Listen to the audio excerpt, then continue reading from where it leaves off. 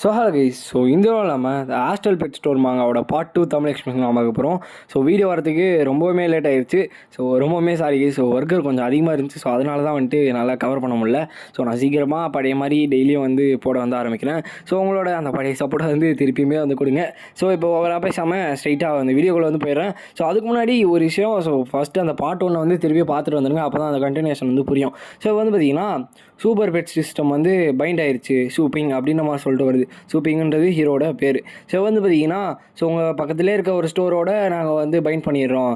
உங்களுக்கு டேமேஜ்க்கு இம்யூனோட இருப்பீங்க. அதுவும் இல்லாமல் மீதி அட்டாக்ஸ்லாம் பார்த்தீங்கன்னா உங்களுக்கு இன்னெஃபெக்டிவாக இருக்கும் அப்படின்னு மாதிரி சொல்கிறாங்க.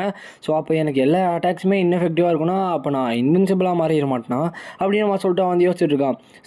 எனக்கு தெரிஞ்சு நான் ஜியாவோடாய்க்கு ஸ்டோரோட பைண்ட் ஆகலன்னு நினைக்கிறேன். ஆனால் அந்த ஓனர் கூடயுமே இதுவாகுமே எனக்கு ஒன்றுமே புரியல அப்படின்னு சொல்லிட்டு அவனே பார்த்தீங்கன்னா அதை வளரிட்டு இருக்கான். அப்போ தான் அந்த வந்துருப்பாள் பெட்டி கேட்டு ஒருத்தன்.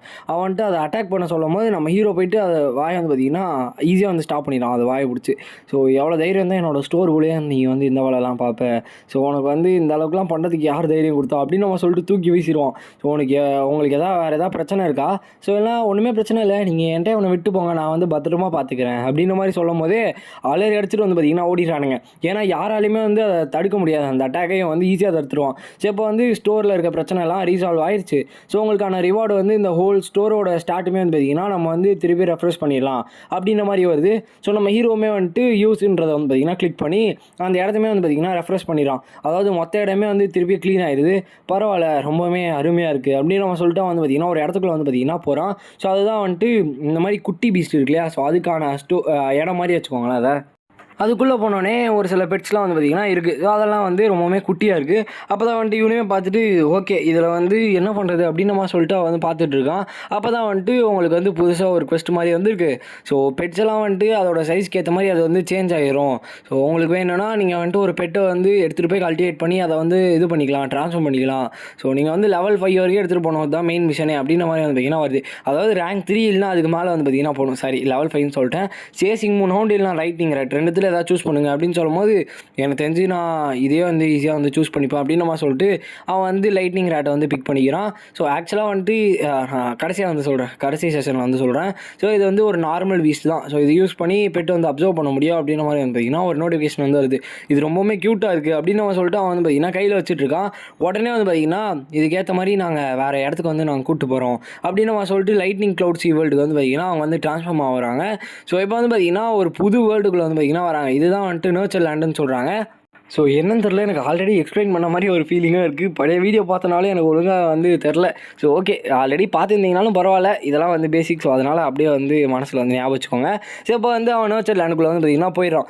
இந்த இடத்துல பார்த்தீங்கன்னா இது ரொம்பவே பெரிய ட்ரீயாக இருக்கே அப்படின்னு நம்ம சொல்லிட்டு பார்க்குறான். ஆக்சுவலாக அவனுக்கு முன்னாடி ஒரு பெரிய ட்ரீயை பார்த்தீங்கன்னா நிற்கும். அப்போ ஒரிஜினலாக இருக்க ஆளுங்களாம் எந்த அளவுக்கு பெருசாக இருப்பாங்கன்ற மாதிரி சொல்லிட்டு பார்த்தீங்கன்னா பார்த்துட்ருக்கான். இந்த இடத்துல நான் முக்கியமான ஒரு விஷயத்தை பார்த்தீங்கன்னா சொல்கிறேன். இங்கே ஒரு நோட்டிஃபிகேஷன் மாதிரி வரும். இதுதான் லைட்னிங் க்ளவுட்ஸ் வேர்ல்டு. இதான் பார்த்தீங்கன்னா நிறைய ancient large Beast resting area. அதாவது இந்த இடத்துல தான் நிறைய மான்ஸ்டர்ஸ் இருக்கும். இதெல்லாம் இதை பிகினர் வில்லேஜ்னுமே பார்த்தீங்கன்னா சொல்லுவாங்க. இது ரொம்பவுமே பார்க்க பயங்கரமாக இருக்கும். சுற்றி ஒரு 100 மீட்டருக்குள்ளே பார்த்தீங்கன்னா பெரிய பெரிய லார்ஜ் பீஸ்ட் இருக்கிறதுக்கான சான்சஸ் பார்த்தீங்கன்னா ரொம்பவுமே அதிகம். இது மாதிரி பார்த்தீங்கன்னா வருது. அதுவும் இதெல்லாம் லைக் ரொம்ப வருஷங்களாக இந்த இடத்துல இருக்குது அப்படின்ற மாதிரி சொல்லிட்டு இருக்கும்போதே ஒரு பெரிய பீஸ்ட் பார்த்தீங்கன்னா வருது. ஹோஸ்ட் இறந்துட்டாரு அப்படின்னு நம்ம சொல்லிட்டு ஒரு நோட்டிஃபிகேஷன் வருது.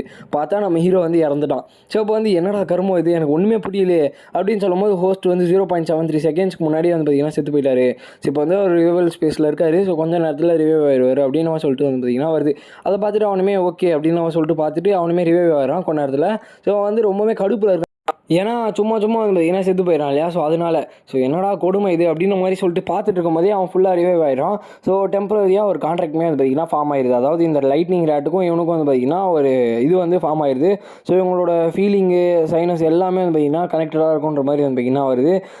உங்களுக்கு குட் லக்குன்ற மாதிரி வரும்போதே முன்னாடி ஒரு ஹார்ஸ் பீஸ்ட் பார்த்தீங்கன்னா கிராஸ் சாப்பிட்டுட்டு இருக்கும். இதை கொட்டுறதே ரொம்பவே கஷ்டம். எனக்கு தெரிஞ்சு இந்த கண்டிப்பாக இங்கே பெரிய இது இருக்கும் அப்படின்னு சொல்லிட்டு இருக்கும்போதே அடுத்த பீஸ்ட் பார்த்தீங்கன்னா வந்துடுது. ஸோ இதோட பேர் யங் சாண்ட்வார்ம். ஸோ இது வந்து பார்த்திங்கன்னா ஒரு லார்ஜ் பீஸ்ட்ன்ற மாதிரி வந்து பார்த்திங்கன்னா சொல்கிறாங்க. ஸோ நான் பரவாயில்ல, நான் எதிர்பார்த்த மாதிரி தான் இருக்குது. ஈவன் இது வந்து 100 மீட்டர்ஸ் கூட கிடையாது. பரவாயில்ல, இது வந்து நம்மளோட சான்ஸ் தான். லைட்னிங் ரேட் சீக்கிரமாக போய் அதை கொள்ளு அப்படின்ற மாதிரி வந்து பார்த்திங்கன்னா சொல்கிறான். இது வந்து போய் ஒரு அட்டாக் பண்ணுது. ஆக்சுவலாக இந்த அட்டாக் வந்து லைக் அதுக்கு வந்து தடை விடுற மாதிரி வந்து பார்த்திங்கன்னா இருக்குது. ஸோ கிட்டத்தட்ட அந்த செகண்ட்லேயே வந்து பார்த்திங்கன்னா லைட்னிங் ரேட் வந்து இறந்து போயிடுது. ஸோ நீங்கள் வந்து திருப்பி ரிவைவ் பண்ண ஆரம்பிக்கிறீங்களா? ஸோ அதுவும் இல்லாமல் அது வந்து அட்டாக் பண்ணும் போதே ஒரு புதுசாக சார்ஜ்ன்ற ஸ்கில்லை வந்து லேர்ன் பண்ணிக்கிச்சு. ஸோ இப்போ நீங்கள் ரிவைவ் பண்ண விரும்புகிறீங்களா அப்படின்னு கேட்கும்போது நம்ம ஹீரோ வந்துட்டு பரவாயில்ல, இதோட எபிலிட்டி வந்து ரொம்பவுமே லோவாக இருக்குது, பட் ஆனால் இது வந்து நிறைய ஸ்கில்ஸ் வந்து கற்றுக்குது அப்படின்னு நம்ம சொல்லிட்டு அவன் ரிவைவ் பண்ணுறான். ஸோ இதே மாதிரி வந்து பார்த்திங்கன்னா ரிவைவ் பண்ணி அடிச்சுக்கிட்டே வந்து பார்த்திங்கன்னா இருக்கான். வேறு சைஸில் வேறு அட்டாக்ஸ் வந்து வேறு இடத்துல டாச் பண்ணி வந்து பார்த்திங்கன்னா கிட்ட போய் அடிக்கிறான். ஸோ கிட்டத்தட்ட அது வந்து போதுன்ற அளவுக்கு வந்து பார்த்திங்கன்னா ஆயிடுது. ஸோ அதுவுமே எஃபெக்டிவாகவுமே வந்து பார்த்திங்கன்னா இருக்குது. லைட்டிங் ரேட் வந்து திரும்பியும் செத்து போயிடுச்சு. அதோட ஆர்கன்ஸுமே வந்து டேமேஜ் ஆயிடுச்சு. ஸோ நீங்கள் வந்துட்டு திருப்பி ரிவைவ் பண்ண விரும்புறீங்களா அப்படின்ற மாதிரி கேட்கும்போது திருப்பி ரிவைவ் வந்து பார்த்திங்கன்னா பண்ணுறான். கிட்டத்தட்ட ரிவைவ் பண்ணி கடைசியாக வந்து பார்த்திங்கன்னா அதை கொன்னுடுறான். ஸோ அந்த பீஸ்ட் வந்து பார்த்திங்கன்னா இறந்து போயிடுது. ஸ்கில் குவாலிட்டியுமே வந்து பார்த்திங்கன்னா அப்கிரேட் ஆயிடுது. பரவாயில்ல, இந்த எலமெண்ட் அட்டாக் வந்து கம்ப்ளீட்டாக வந்து பார்த்திங்கன்னா அந்த வாமோட ஆர்மரை வந்து பியர்ஸ் பண்ணுது. ஸோ இதை வந்து நான் லைட்டிங் சார்ஜுன்ற அட்டாக் யூஸ் பண்ணி கடைசியாக வந்து முடிச்சு வச்சுறேன் அப்படின்னு அவன் சொல்லிட்டு அவன் வந்து பார்த்திங்கன்னா அந்த அட்டாக் வந்து யூஸ் பண்ணுறான். ஸோ நான் ஆல்ரெடி சொல்லிட்டு அது வந்து இறந்து போயிடுச்சுன்னு. ஆக்சுவலாக வந்து இப்போ தான் செத்து போகும். ஸோ லைட்டிங் ரேட்டுமே வந்து பார்த்திங்கன்னா கம்ப்ளீட்டாக வந்து செத்து போயிடுச்சு. அதோட எபிலிட்டியுமே வந்து பயங்கரமாக இன்க்ரீஸ் ஆயிடுச்சு அப்படின்னு சொல்லும் போது பரவாயில்ல, ரொம்பவே சந்தோஷமாக இருக்குது. பக்காவில் பார்த்த லைட்டிங் ரேட் அப்படின்னு அவன் சொல்லிட்டு அவனுமே வந்து பார்த்திங்கன்னா அதை வந்து பாராட்டிகிட்டு இருக்கான்.